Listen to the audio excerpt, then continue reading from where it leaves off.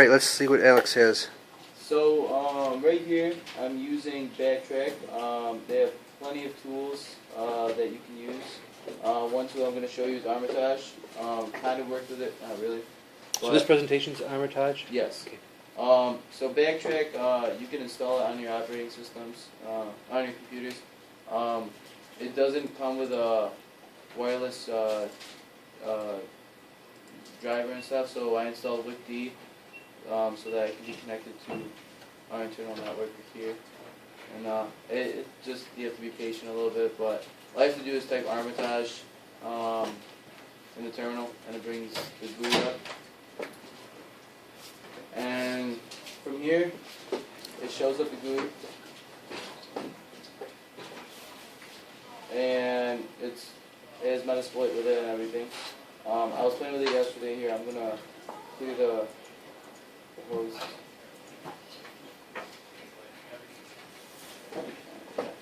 And what I'm going to do is I'm just going to do a mmap scan, a quick OS detect. And we're in the 192.168. Oh, wait. And everything on there, I'm going to scan.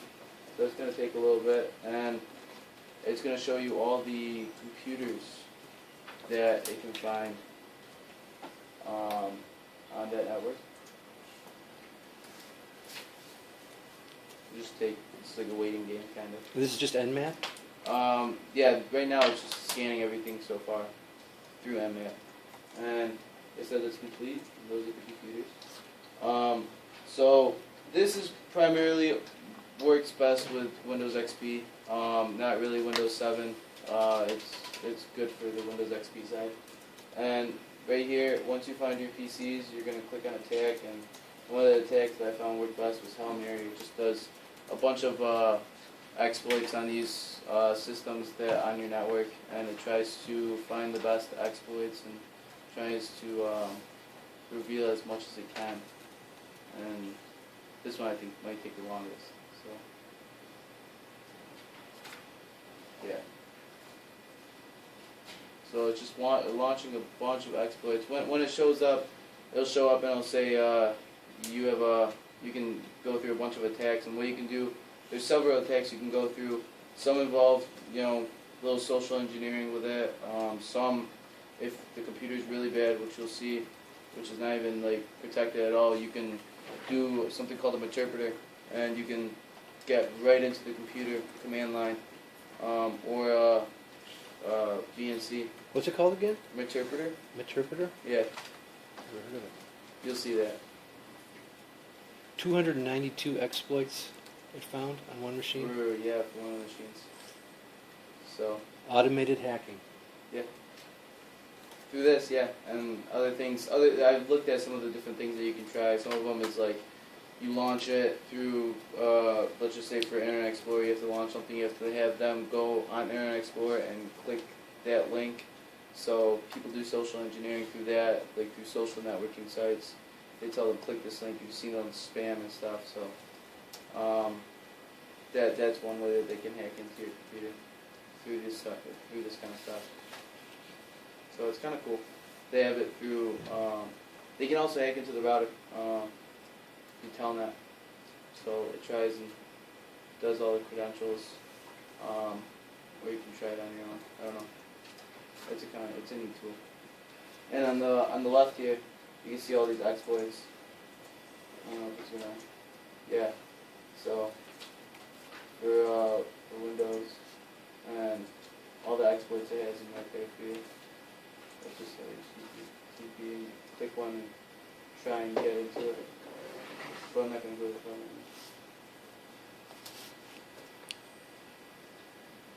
So there's a lot of different things that you can try with it, which is neat. It's not just you're limited to one thing. It says it's launching exploits. Yes. But it doesn't say which one. It'll show you. Okay. It's launching them. Yeah, it's saying that in the progress. Yeah. Oh, it is. See? You see how it's in red? Yeah.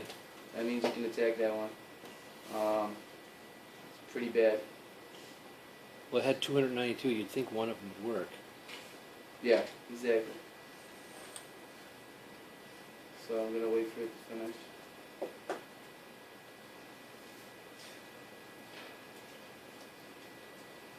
And at the bottom you see it says Meterpreter. I don't know if you guys can see that. Oh, I but see, yeah. That's a good sign for hacking. And you can do Meterpreter, and then you can go and interact with the command shell. It said log in was one of the options. Yeah, log in. You can that if you like have. I don't know. I haven't really looked into it, but Okay, if I don't worry click about that, then you can try and check all the credentials, or you can try your own user and pass if you think you can keep on trying. I But see. here is the command prompt for that system, and yeah, let me try it one more time. One sec.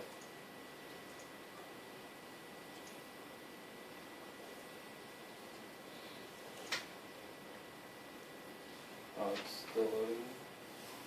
Looks like it's still loading it. Should come up. But you're basically on You the have, system. you have a prompt down there. You gotta, Oh, there it yeah, is. it's there. Okay. So you're basically on the system, and I just did a directory. Do IP config. Okay. And we can see that it's 1.15. Yeah, I can. You got the prompt. Oh, it's outside of your field of vision. There you go. Okay. So. There it is. 115. It's pretty slick, Alex. Yeah, it's kind of cool. I'll go back one. That was in the Systems 32 directory. Here's his Windows directory. We'll go back one more, and that's a C drive. And you can remove directories and stuff. So I can go into Documents and Settings, and I'll remove directory. Say. Oh, being used by another browser. But it's basically you basically have like root privileges. So it's kind of cool. There's different things you can do with this tool. I haven't really figured it out, but I know you can do desktop VNC, which basically you're like RDPing into it basically. You can take a screenshot of what's on the screen right now. That's what the screen is. It's obviously a screensaver. So you can also what's it called? Webcam shots and stuff like that. Browse files. It's the same thing as what I did through the command shell. Now, when you were searching for systems to exploit, Mm-hmm. you put in a whatever. You put The IP address? yeah, the IP address with a CIDR designation on there. Yeah, I basically ours through this internal network is 192.168.1 dot whatever. Right, Um, right. But could you go and do any number of them? I mean, how can you give it like? Yeah, I did /24, so it does everything on the. But I mean, if we did that for Oakland University, it You'll would be a find lot. Well, Yeah. it would have taken a long time, right? Yeah, There'd it be will some take kind of months on balance. it. Yeah, exactly. So you can just do one, or you can. I'm sure there's ways where you can do it like a set of 15 intervals or something like that. You know, so. if you restart the computer and then get back into it, you can delete the cellular directory, assuming he isn't logged in by default. Right. Yeah, that's what I would do.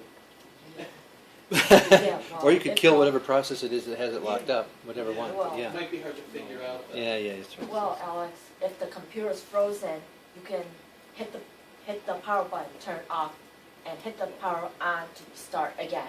Yeah, we were talking about doing it remotely there. If it's frozen, you gotta put it in the microwave. Well, now this is, I think, one of the more useful tactics here. Yeah. And how would you defend against this? I mean, it's clear you're automating all of these different exploits. Mhm. I got to believe people all over the world are using this. Yeah. You know, going and having a cup of coffee and seeing what happens. Yeah. So there's all this unnecessary traffic going on over the internet. A way you can block it is just checking your exploits through this, and then try and. Is there any way to Go like that. detect? Is there any way to detect somebody's running this? I don't know. I don't think so. Because it would be awfully nice to be able to find out who's running it, and then you could know. If you're through an IDS, maybe. Yeah. That's really cool, Alex. So I you mean, have to be on the same network? Yeah, you have to be on the, like, you can be in Caribou, and then you can see all of everyone's computers on that network. Don't recommend it doing through a virtual machine, because that just switches up your network configurations. You really need it to be physical. So it can't route then, or, What's up? so it can't route, or is that just a configuration thing maybe? Because like, if you were using this, for example, to go at something on a different subnet, like, you obviously wouldn't be able to know immediately what's around you, but I would hope that it could actually go out of the subnet, you know? That'd Yeah. be nice. Yeah, that would be nice. I'm not sure. It does. Does I it? mean, yeah, it's basic network. Yeah. Yeah, I would imagine that people are from a foreign country can do this in somebody else's. Yeah, that's what I was, they're not on my subnet, so Right. they can still get at me. They can definitely use Nmap any place. Right, so yeah. so So yeah, kind of cool. yep, Armitage, Yes, Armitage. Yep. Armitage. Actually, I think with the Metasploit that we had, the lab that we had for Metasploit, I think on all our Linux operating systems, what I can do is just type Armitage and in the command prompt, and this will pop up. The program will run. So I think I tried that on one of my, the one that we installed. So I think we have that, which is kind of cool. Maybe we can do a lab out of it. So we'll see. That would be this is definitely going to make the first cut. We got to do this earlier in the class next time. Yeah. Any other questions? All right, nice going. Yeah, we definitely